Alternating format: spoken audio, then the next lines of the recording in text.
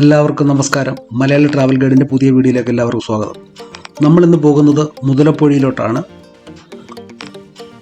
നമ്മളിപ്പോൾ കാണുന്നത് കൊച്ചുവേളി റെയിൽവേ സ്റ്റേഷനാണ്. റെയിൽവേ സ്റ്റേഷന് തൊട്ടടുത്തുള്ള റോഡിൽ കൂടി ഇങ്ങനെ പോവുകയാണ്. ഇവിടുന്ന് ഏകദേശം 10-22 കിലോമീറ്ററാണ് മുതലപ്പൊഴിയിലോട്ടുള്ളത്. അഞ്ചുതെങ്ങിൻ്റെ തൊട്ട് അടുത്തായിട്ടാണ് മുതലപ്പൊഴിയുള്ളത്. അപ്പോൾ അത് എല്ലാവരും അറിയപ്പെടുന്ന ഒരു സ്ഥലമായി മാറിയിരിക്കുകയാണ് ഈ മുതലപ്പൊഴി. ഒരുപാട് ആളുകൾ ഇപ്പോൾ അവിടെ കാണാനൊക്കെ വരുന്നുണ്ട്. ഇത് കാണുന്നത് വേളി പള്ളിയാണ്. നമ്മൾ കൊച്ചുവേളിയിൽ നിന്ന് ഇപ്പം വേളിയിലോട്ട് വന്നു. വേളി പള്ളി നല്ല മനോഹരമായൊരു പള്ളിയാണ്. ഈ പള്ളി കഴിഞ്ഞാൽ ഉടൻ തന്നെ നല്ല ഒരു ചെറിയൊരു ബീച്ചൊക്കെ ഉണ്ട്. നല്ല രസകരമായൊരു ബീച്ചാണ്. അത് കഴിഞ്ഞ് VSSC, അങ്ങനെ ഈ റോഡ് ഇങ്ങനെ നേരെ വർക്കല വരെ ഇങ്ങനെ കിടക്കുകയാണ്. തീരദേശ റോഡാണ്. നല്ല മനോഹരമായ കാഴ്ചകൾ നമുക്ക് ഇതുവഴി പോയി കാണാൻ സാധിക്കും. അതുകൊണ്ട് ഇപ്പോൾ കാണുന്നത് ഒരു മനോഹരമായൊരു പള്ളിയാണ്. പഴയ പള്ളികൾ ഒരുപാട് ഉള്ള ഒരു സ്ഥലമാണ് ഇവിടെ. കാഴ്ചകളൊക്കെ കണ്ട് നമുക്കിങ്ങനെ പതുക്കെ അങ്ങോട്ട് പോകാൻ സാധിക്കും. ഞാൻ നമ്മൾ ഇവിടുന്ന് തിരുവനന്തപുരത്ത് നിന്ന് വർക്കലയ്ക്ക് പോവുകയാണെങ്കിൽ കൂടുതലും ഈ തീരദേശ റോഡിൽ കൂടെയാണ് പോകുന്നത്. നല്ല മനോഹരമായ കാഴ്ചകൾ കണ്ട് കായലും കടലും ഒക്കെ കണ്ട് നമുക്കിങ്ങനെ പോകാൻ സാധിക്കും. നമ്മളീ പോകുന്ന വഴിക്കൊക്കെ മനോഹരമായ ഒരുപാട് ബീച്ചുകളൊക്കെ ഉണ്ട്. എന്നാൽ അത് ഒരുപാട് ആളുകളൊന്നും എത്തുന്നില്ല. പക്ഷെ പോയി കഴിഞ്ഞാൽ നമുക്ക് കുറേ നേരെ അവിടെ ചിലവഴിക്കാനൊക്കെ സാധിക്കുന്ന മനോഹരമായ ബീച്ചുകളാണ് ഇവിടെയൊക്കെ ഉള്ളത്. ഇപ്പോൾ നമ്മളിപ്പം പോകുന്നത് തുമ്പയിൽ കൂടാണ്. തുമ്പ പള്ളി, അത് കഴിഞ്ഞാൽ നമുക്ക് സെൻറ്റ് സേവിയേഴ്സ് കോളേജാണ് നമ്മളീ കാണുന്നത്. പഴയൊരു കോളേജാണ്. അപ്പോൾ അത് കഴിഞ്ഞിപ്പം സെൻറ്റ് ആൻഡ്രൂസ് ചർച്ചാണ് ഈ കാണുന്നത്. ഇതിൻ്റെ തൊട്ടടുത്തായിട്ട് ഒരു ബീച്ചൊക്കെ ഉണ്ട്. അതുകൊണ്ട് മനോഹരമായ മറ്റൊരു ചർച്ചാണ് നമ്മളിപ്പോൾ കാണുന്നത്. അപ്പോൾ നമ്മളെ ഒരാൾ ഈ കാഴ്ചകളൊക്കെ പെരുമാതുറയിൽ ഉള്ള കാഴ്ചകളൊക്കെ കാണിക്കാനായിട്ട്, മുതലപ്പൊഴിയൊക്കെ കാണിക്കാനായിട്ട് ഒരാൾ നമ്മളിവിടെ വരാമെന്ന് പറഞ്ഞു. ഇവിടുത്തുകാരിയായ ശോഭയാണ്. ശോഭ നമ്മുടെ റെസിഡൻസ് ഏരിയയിൽ കുമാരപുരത്ത് എല്ലാ ദിവസവും മീനുമായിട്ട് വരുന്ന ആളാണ്. ശോഭയുടെ ഹസ്ബൻഡ് ഇവിടെ ഫിഷിങ്ങിന് പോകുന്ന ആളാണ്, വള്ളത്തിൽ. അപ്പം ഞങ്ങളുടെ റെസിഡൻസിലുള്ള എല്ലാവരുമായിട്ടും നല്ലൊരു ബന്ധം സൂക്ഷിക്കുന്ന ആളാണ് ശോഭ. അപ്പോൾ ശോഭ ഇവിടുത്തെ കാഴ്ചകളൊക്കെ എല്ലാം പറഞ്ഞ് എക്സ്പ്ലെയിൻ ചെയ്ത് തരാമെന്ന് പറഞ്ഞു. ശോഭയുടെ വീട് ഇവിടെ അടുത്ത് തന്നെയാണ്, പെരുമാതുറ തന്നെയാണ്. വെട്ടുതുറയിലാണ് ശോഭയുടെ വീട്. പെരുമാതുറയ്ക്ക് തൊട്ടടുത്തുള്ള സ്ഥലമാണ്. അപ്പം ശോഭ ഇവിടെ എത്തിയിട്ടുണ്ട്. അപ്പോൾ നമ്മൾ ഇവിടെ നിന്നുള്ള ദൃശ്യങ്ങൾ ഇങ്ങനെ കണ്ടുകൊണ്ടിരിക്കുകയാണ്.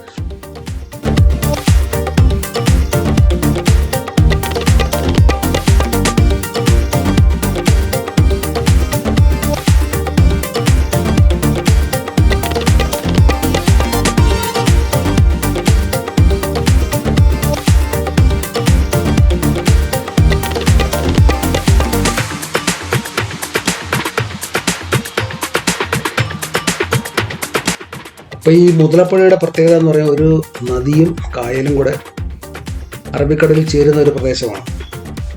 വാമനപുരം നദിയും അഞ്ചുതെങ്ങ് കായലും അറബിക്കടലിൽ ചേരുന്ന പ്രദേശത്തിനെയാണ് ഈ മുതലപ്പൊഴി എന്ന് പറയുന്നത്. അപ്പോൾ നമ്മൾ നോക്കിക്കഴിഞ്ഞാൽ വളരെ മനോഹരമായ പ്രകൃതി, വളരെ മനോഹരമായിട്ടിരിക്കുന്ന ഒരു പ്രദേശമാണ്. ഒരു വശത്ത് കായലും മറുവശത്ത് കടലും, അതിനിടയിലൊരു വരമ്പ് പോലെ കരയും.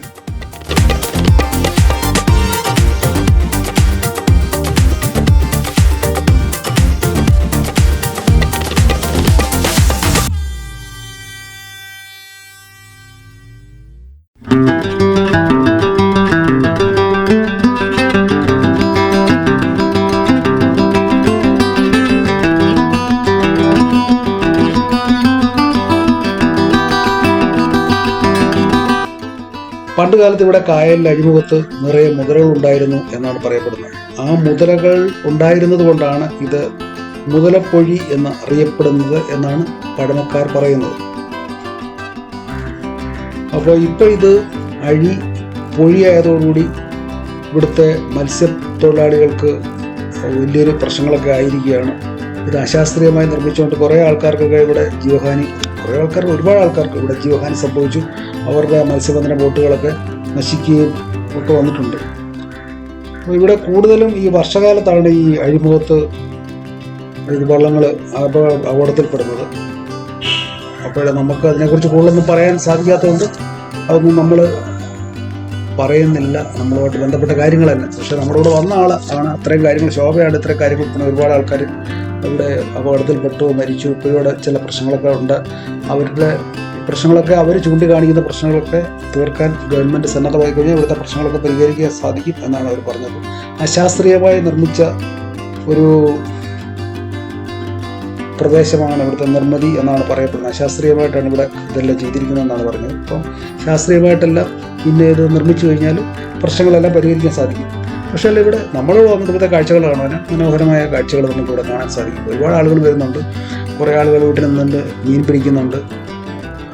അപ്പോൾ അവരോടൊക്കെ ചോദിച്ചപ്പോൾ അവർ പറഞ്ഞത് അവരൊക്കെ ആറ്റിങ്ങിൽ നിന്ന് വന്ന ആൾക്കാരുണ്ട്, തിരുവനന്തപുരത്തു നിന്ന് വന്ന ആൾക്കാരുണ്ട്. ചെറുപ്പക്കാരൊക്കെ ബൈക്കിൽ ചൂണ്ടയായിട്ട് ഇവിടെ വന്നിട്ട് ഇവിടെ ചൂണ്ടയൊക്കെ ഇടുന്നുണ്ട്. സന്ധ്യാസമയത്തൊക്കെ കുറേ നേരം 1 മണിക്കൂർ 2 മണിക്കൂറൊക്കെ ഇവിടെ നമുക്ക് ചിലവഴിക്കാൻ സാധിക്കും. ആരും ഒരു പ്രശ്നവുമില്ല, നല്ല കാലാവസ്ഥ, നല്ല തണുത്ത കാറ്റടിക്കുന്നു. അപ്പോൾ നമുക്കും ഇവിടെ വന്ന് ചൂണ്ടയുണ്ടെങ്കിൽ ചൂണ്ടയിടാൻ സാധിക്കും.